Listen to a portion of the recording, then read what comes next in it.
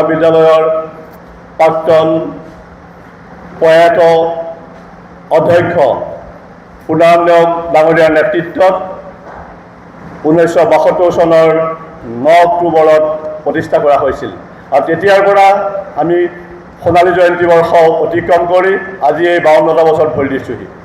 এই মুহূৰ্তত আমি মহাবিদ্যালয়লৈ তোমালোক ছাত্ৰ ছাত্ৰীসকলক আদৰণি জনাইছোঁ আৰু তোমালোকে জানা যে নতুন শিক্ষানীতিৰ পৰিপ্ৰেক্ষিতত তোমালোকৰ সিলেবাছৰ পৰা ধৰি পেলাই কেৰিকুলামৰ পৰা ধৰি পেলাই গোটেই বস্তুবিলাকৰ সাল সলনি হৈছে। এই সম্পৰ্কে আজি সভাখনত বক্তৃতা দিবৰ বাবে বা তোমালোকক পুংখানুপুংখভাৱে গোটেই বুজাই দিবৰ বাবে আমি ডক্টৰ বিমানানন্দ ভূঞালৈ নিমন্ত্ৰণ কৰিছোঁ। আজি এই সভাখনত আমাৰ আসন গ্ৰহণ কৰিবলৈ মহাবিদ্যালয়ৰ সন্মানীয় অধ্যক্ষ মহোদয়ক মই মঞ্চলৈ আমন্ত্ৰণ জনাইছোঁ। মহাবিদ্যালয়ৰ সন্মানীয় অধ্যক্ষ ডক্টৰ উৎপল শৰ্মা ছাৰ, মহাবিদ্যালয়ৰ উপাধ্যক্ষ শ্ৰীযুতা অনামিকা হাজৰিকা বাইদেউ, academic coordinator doctor Jibanjyoti Kakati ডাঙৰীয়াক মই তোমালোকক পুনৰ অভিনন্দন জনাইছোঁ। মহাবিদ্যালয়লৈ তোমালোকক আদৰণি জনাইছোঁ আৰু মই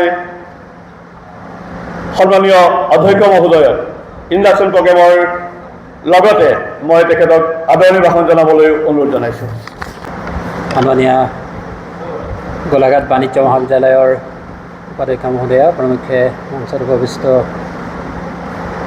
গোলাঘাট বাণিজ্য মহাবিদ্যালয় academic coordinator doctor Jibanjyoti Kakati Dev, প্ৰমুখ্যে মহাবিদ্যালয়ৰ সন্মানীয় শিক্ষক শিক্ষয়িত্ৰীসকল আৰু মহাবিদ্যালয়ত নতুনকৈ আহি নামভৰ্তি কৰা ফাৰ্ষ্ট ছেমিষ্টাৰৰ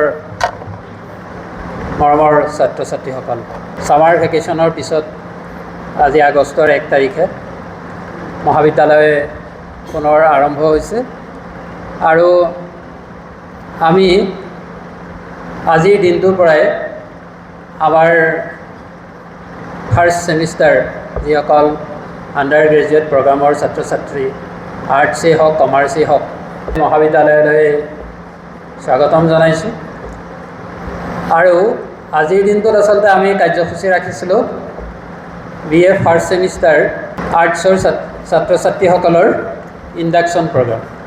গতিকে তেওঁলোকে তেওঁলোকৰ পাঠ্যক্ৰম বা মহাবিদ্যালয়খন বা গোটেই পৰিৱেশটোৰ বিষয়ে কিছু কথা জনাৰ প্ৰয়োজনীয়তা থাকে আৰু সেইখিনি বিস্তৃতভাৱে আমাৰ ছাত্ৰ ছাত্ৰীসকলক জনোৱাৰ প্ৰয়োজনীয়তা অনুভৱ কৰি আমাৰ অসমৰ যি উচ্চ শিক্ষা ব্যৱস্থা আছে সেই উচ্চ শিক্ষা ব্যৱস্থায়ো আমাক এইটো জনাইছে যে আমি ছাত্ৰ ছাত্ৰীসকলৰ বাবে অন্ততঃ 2-3 দিনৰ কাৰণে হ'লেও এটা ইণ্ডাকশ্যন প্ৰগ্ৰাম কণ্ডাক্ট কৰিব লাগে।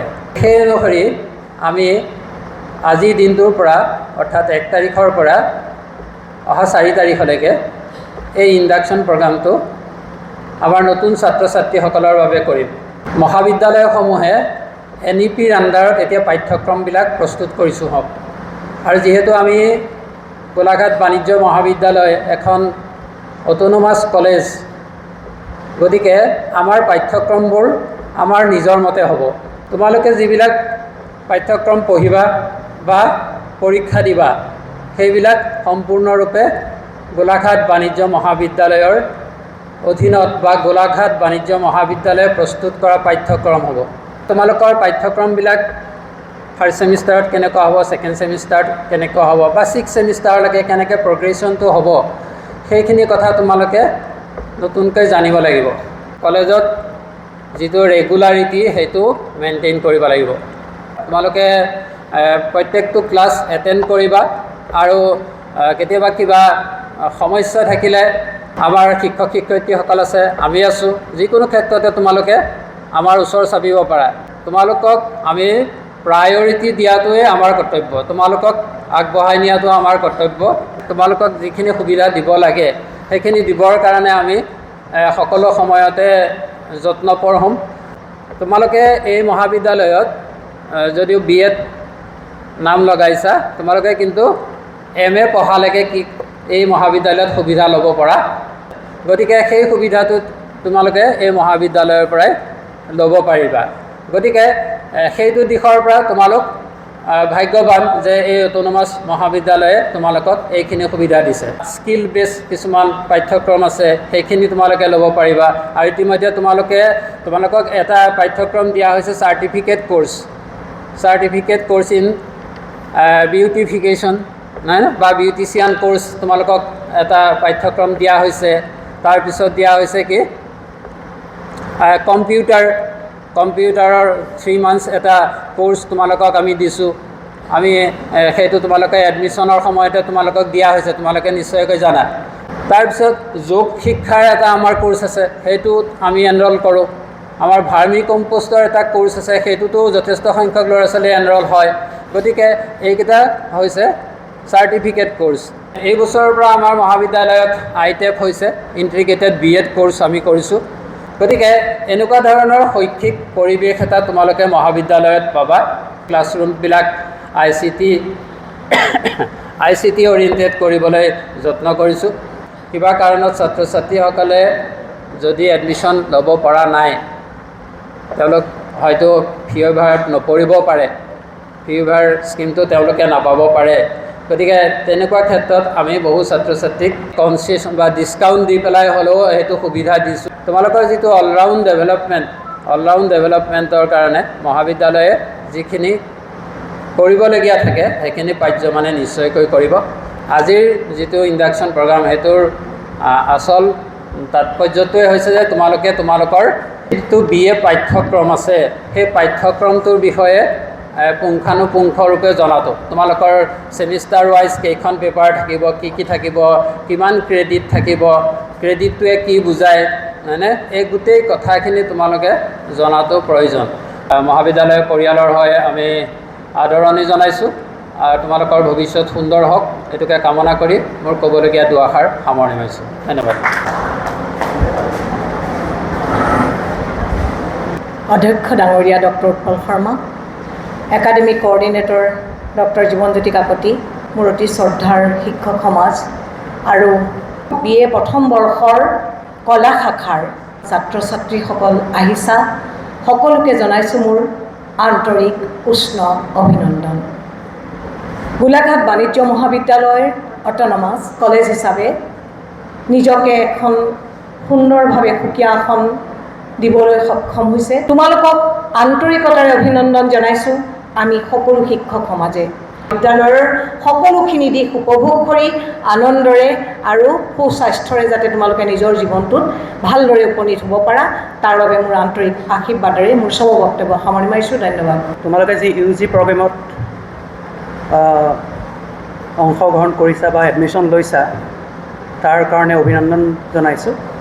কিছু সংখ্যক ছাত্ৰ ছাত্ৰী হায়াৰ ছেকেণ্ডেৰী স্কুলৰ পৰা পাছ কৰি আহিছা, কিছু সংখ্যক কলেজৰ পৰা হায়াৰ ছেকেণ্ডেৰী পাছ কৰি অহা ছাত্ৰ ছাত্ৰীও আছে। গতিকে যিসকলে ইতিমধ্যে কলেজৰ পৰা হায়াৰ ছেকেণ্ডেৰী পাছ কৰিছে, সেইসকলৰ ইতিমধ্যে কলেজৰ সম্পৰ্কে এটা থুলমূল ধাৰণা আছে বা তেওঁলোকে কলেজৰ অভিজ্ঞতাটো লাভ কৰিছে। কিন্তু যিসকল ছাত্ৰ ছাত্ৰীয়ে কেৱল হায়াৰ ছেকেণ্ডেৰী স্কুলৰ পৰা পাছ কৰি আহিছা, তেওঁলোকৰ কাৰণে কলেজৰ অভিজ্ঞতা সম্পূৰ্ণ নতুন। গতিকে তোমালোকে এই যিটো নতুন অভিজ্ঞতা, তাৰ পৰা ধনাত্মক দিশটো অনুধাৱন কৰিবা, ইয়াৰ ঋণাত্মক বস্তুবিলাক নল'বা, সেইটোৱে তোমালোকৰ প্ৰতি মোৰ অনুৰোধ। হায়াৰ ছেকেণ্ডেৰী আৰু আণ্ডাৰ গ্ৰেজুৱেট প্ৰগ্ৰেমৰ মাজত সাংঘাতিক ধৰণৰ এটা ডিফাৰেঞ্চ আছে। এইটো সেইকাৰণে কোৱা হয় মানে এটা কোৱাণ্টাম লিপ বা পেৰাডাইম শ্বিফ্ট, অৰ্থাৎ এটা সম্পূৰ্ণ পৰিৱৰ্তন। যিমানখিনি বস্তু তোমালোকে হায়াৰ ছেকেণ্ডেৰীত পঢ়ি আহিছা, ডিগ্ৰীত সম্পূৰ্ণ বেলেগ।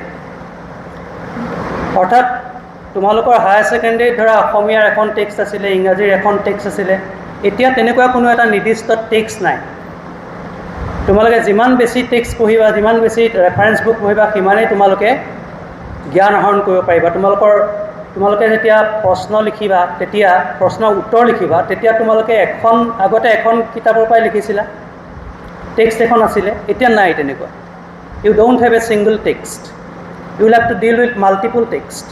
যদি তুমি ভাল ৰিজাল্ট কৰিবলৈ মন আছে তেতিয়া তুমি এখন কিতাপতে সীমাবদ্ধ হৈ থাকিবলৈ নহ'ব। তুমি 2-3খন কিতাপ পঢ়ি পেলাই তাৰ পৰা প্ৰশ্নৰ উত্তৰ লিখি ল'ব লাগিব। তো সেই কথাটো তোমালোকে মনত ৰাখিবা। তোমালোকে এনেও দেখিবা যেতিয়া চিলেবাছৰ পিছফাললৈ গৈ থাকিবা তোমালোকে তাত দেখিবা প্ৰতিটো কোৰ্চৰ পিছত কিছুমান ৰেফাৰেঞ্চ বুক দিয়া আছে যিবিলাক তোমালোকে অধ্যয়ন কৰিব লাগে বুলি কোৱা হৈছে। যদিও সেইটো সম্ভৱ নহয় ইমান সোপা ৰেফাৰেঞ্চ কিতাপ অধ্যয়ন কৰাটো, কিন্তু তাৰ ভিতৰতে তোমালোকে 3-4খন কিতাপ তাৰ পৰা চিলেক্ট কৰি ল'ব লাগিব য'ত যিখিনি কিতাপৰ দ্বাৰা তোমালোকে সেই বস্তুবিলাকৰ বিষয়ে এটা ব্যাপক জ্ঞান লাভ কৰিব পাৰিব। তো সেই কথাটো তোমালোকে মনত ৰাখিবা। এজন ভাল ছাত্ৰহে এজন ভাল শিক্ষক সৃষ্টি কৰিব পাৰে, সেইটো কিন্তু মনত ৰাখিবা।